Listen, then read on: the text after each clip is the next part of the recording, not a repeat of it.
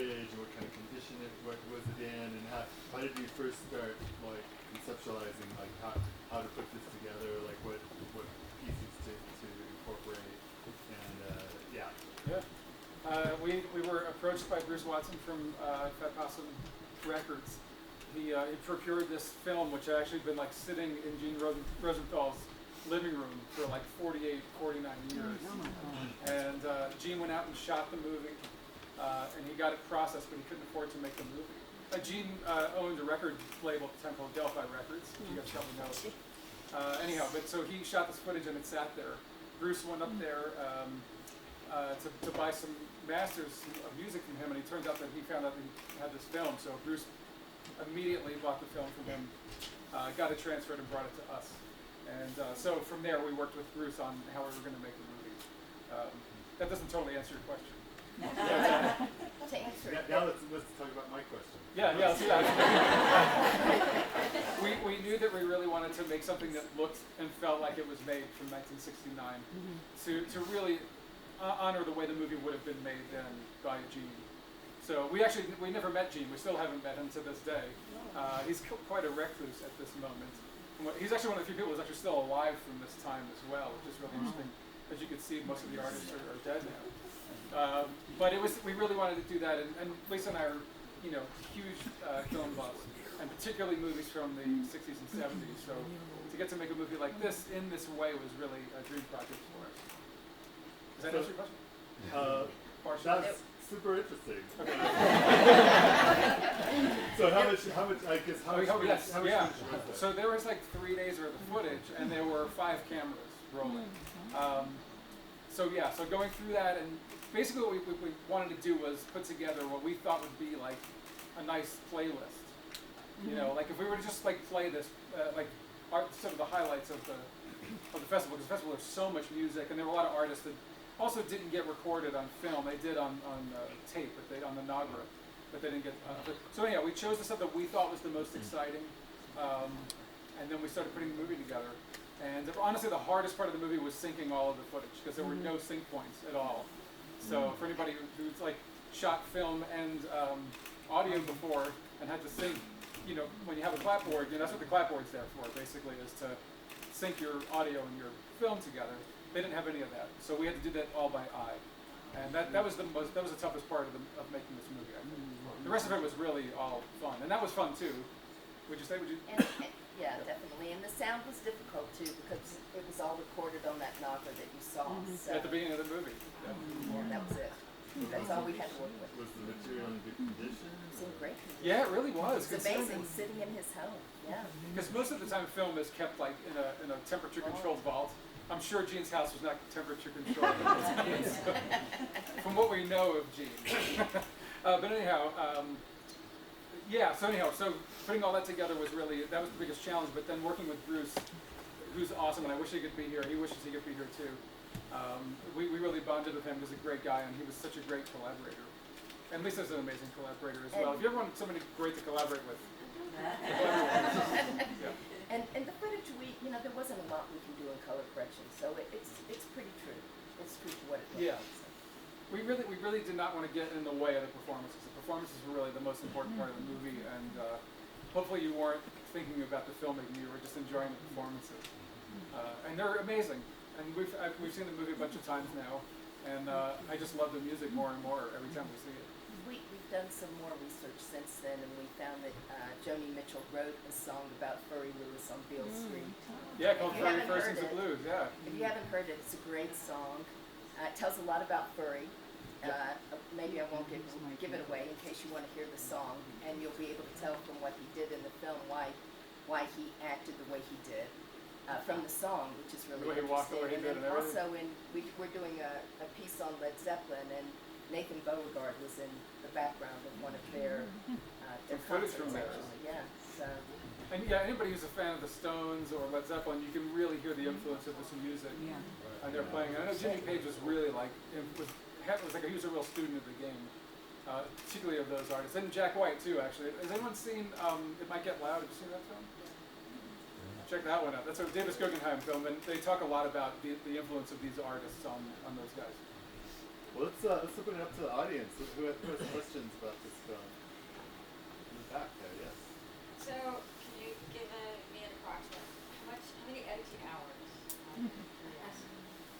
question. I mean, it's Just it could be days. yeah. Well, it was months. It took us about 3 months to do the whole thing, including the mix. So it was really actually, like I said, the syncing was the hardest part. The editing wasn't that hard. Or maybe it was, and I just was delirious. What do you think? It was fun. You enjoyed it? It was fun. I mean, the funny thing was is we were looking for archival footage for some of it. There's not a lot of it in there. But we found archival footage and ended up purchasing that footage, and it also belonged to Gene Rosenthal, which we did not know, except that it said GR. Yeah, on realized that he had shot it that exact same weekend. So it's so pretty. he shot everything in the movie. Everything that was there from everything. Gene. Yeah, everything was from Wow. Gene. Yeah, Lisa did some really good sleuthing because that's not easy stuff to find. So. Rebecca? Was there enough left over that you think you might do this a second turnaround? Really, there were a lot of performances. Like Mississippi Fred McDowell did about 5 songs. I mean, we would have loved to have included all of this because he was really amazing. And we could have done like a 3-hour movie from this, but everyone would probably be asleep. But I think that it's that Possum Records footage, and they are going to be releasing a 2-album record from from the concert. in January is what they're saying. In January. And we'll be releasing the DVD from the movie along with that Right. same time. So they're coming soon. Yeah. So and Oh, sorry. Go ahead. Do you have any idea behind the scenes, like what was the purpose of these shots of the feet and the yes, that dude, Did right? someone have a feet fetish? That's what we were thinking the same thing. And it's weird because we included so much of it and I didn't realize until like the last time we watched it. I was like, one of the camera operators was totally like a foot fetish. But did you have any of that, like, was there anything when you were given the footage that they said, oh, you need to know this about it? Or No, was it just, no, not at you all. just took whatever, wow. No, because the notes were very hard to decipher. They were handwritten. Yeah, they were handwritten. So we couldn't really. And so what does those notes say? They had like performances, like misspelled names, like Lum Guffin. They had it as Lum Griffin. It took us a very long time to even research him because of that. We didn't even know who he was. And we still are researching some information about Booker White. If anyone knows anything about him, we still need some information on him. It's been it's difficult to research all of them because a lot of their music and the publishing rights belong to their family, and a lot of their family's not alive either. So it's a difficult task. And did he have a vision that you heard about, or what No, not at all. Okay. I mean, basically we got the notes, and then they also had like the track listings that we went through, and it was helpful in being able to at least get a ballpark in terms of where the audio was and where the video was, or where the film was. But it was still a as far challenge. as the feet, I mean, I think it's an interesting concept. In the 60s and 70s, women were not treating their feet the same way. You don't see women with feet like that today. There is no way. You will not. Nobody's Instagramming that right now. We thought it was pretty fascinating. Yeah. Just to see the difference between the times. Also, before I forget, I really want to say thank you for everybody for coming, and Paul and everybody from the festival for putting this on, because this is not something as a filmmaker that you ever take for granted or should take for granted, that people are coming to see the work that you've done, and being able to share that with people is really special. So thank you for everyone. And even though these guys aren't alive, I know that Yes. they would appreciate it because they certainly didn't get the recognition they deserved in Definitely their time. Yeah. What other festivals has this film been shown at? We premiered at Slam Dance, Okay. along with several other films that were here. We showed in Chattanooga. Yeah. We've shown in a Taormina Film Festival in Sicily, Italy. We're showing in Memphis in 2 weeks at the 15th anniversary of this the concert. concert. Yeah. It's the 100th anniversary of Memphis, so they have a big hoopla going on over the film with a bunch of concerts. It's really kind of like when we were making the movie, I was like, that would be the dream, would be to actually see this movie on the 50th anniversary of that weekend, and it's happening. So. And we're doing an interview with Reverend Wilkinson's son. So Reverend Wilkins, his son who's playing the guitar and he's behind him. playing as well. He'll be there. So he's one of the few people who's still alive. Someone's alive. We're also really hoping that people who were there at the concert will be there and can show up, because that would be really, it's going to be very emotional, I think. I think this man back here had a... During that Vietnam War era song, anthem song, there was a man standing up in back of the band, And at the end of his impassioned talk, Sorry. he said, "God bless America." Yeah. Who was that guy? We have no idea. That's one of the bands we have no idea. Like Yeah. they were just, I guess, popular at the time that came down for the festival, and yeah, we really researched a lot of this stuff hard, and there were some people we just couldn't find any information on. And Jim Dickinson, who was there throughout the entire festival, he played with his band there as well, but we didn't have good footage of it. But we had to make sure that he was represented because he was a huge voice in that scene at the time. But also he played like on Wild Horses, the Stones song. He played piano on that, and he was playing piano with Yank Rochelle and Sleepy John Estes in that He's the one. one that was eating the Watermelon. Yeah. That's how we got him in it. His Yeah. sons, have they had any input? No, you know, we really actually, I hate to say this, but we really made the movie in the bubble with Bruce. Like, Bruce was really the one who was our point of contact with everybody else. He just said, here, take this and please make a movie out of it. I'll come down and visit you guys in LA, concert movie. Because we thought maybe we should make something that was more comprehensive to begin with interviews and make it more contextual. And he was like, somebody else is going to do that. Let's just keep, and he was totally right. I think this is the right way to do it. So it's reductive to say that we made the movie in a bubble. That's not really true, but Bruce was really the person that was there guiding us through the stuff that we didn't know. I think they would be the way to do it. And I think we'll It seems find like- out Yeah, in a couple they of would weeks when we're probably in be Memphis. at that Memphis For sure. showing. Let's hope Yeah. so. Hey, everybody's invited if you guys want to come out to Memphis. Apparently got some good barbecue there. It's interesting that there was very little mixing of blacks and whites in the crowd. Yeah, That was yeah. one thing that It is we really said it was interesting. actually more at the gospel concert that I even saw a black I know. person sitting next to a white person. And also when they asked to pass the hat, do you know how well they did? Because 3,000 people and 800 paid, you know. Right. Yeah, It's so okay, it's- right? It's a dichotomy. And then we're going to get out of jail, yeah. Oh, and There's did a lot she of get passing a, of the I'm sure hat. she did get out of jail. Yeah. I hope she did. Although we were joking around about like where people were now. We thought maybe the little kid with the baby? yeah, the one who was like walking. With the problem. We're thinking he's probably in jail now. Yeah. If he remembers. Were there any really tough decisions where like, oh, we really want to put this in, but it ended up not in the film? Yeah, well, probably. I mean, we could have done like a whole huge segment on Mississippi Fred McDowell. He was amazing.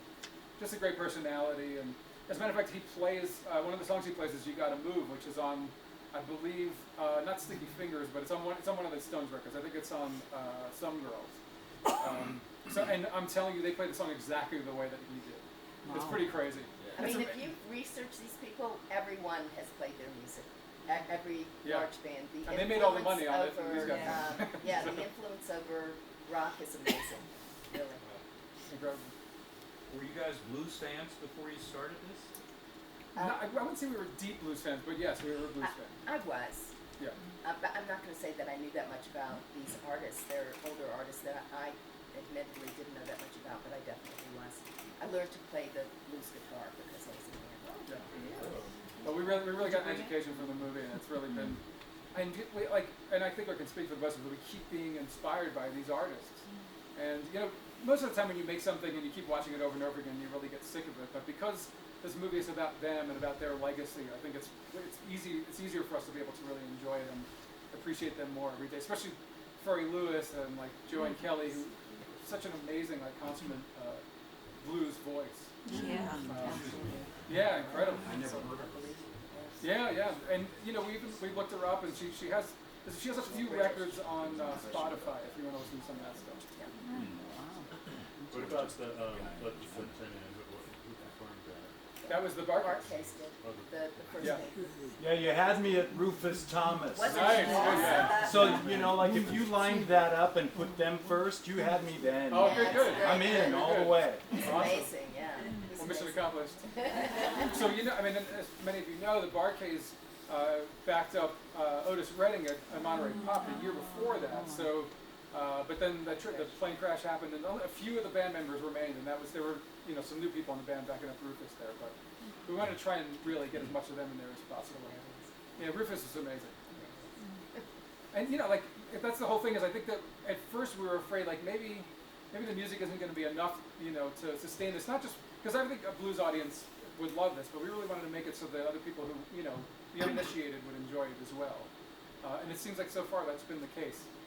And I think it's really because of the personalities of these artists and their passion for the music that really comes through. Yeah. So was this right around the same time as Woodstock? 3 Yeah, months yeah. prior. Just Yeah. coincided. 3 months prior. Yeah. Okay, good. So June 7th, when we're showing the movie, is the exact 50-year anniversary of the con. I can't tell you how excited I am about that. Any other questions? 69, baby.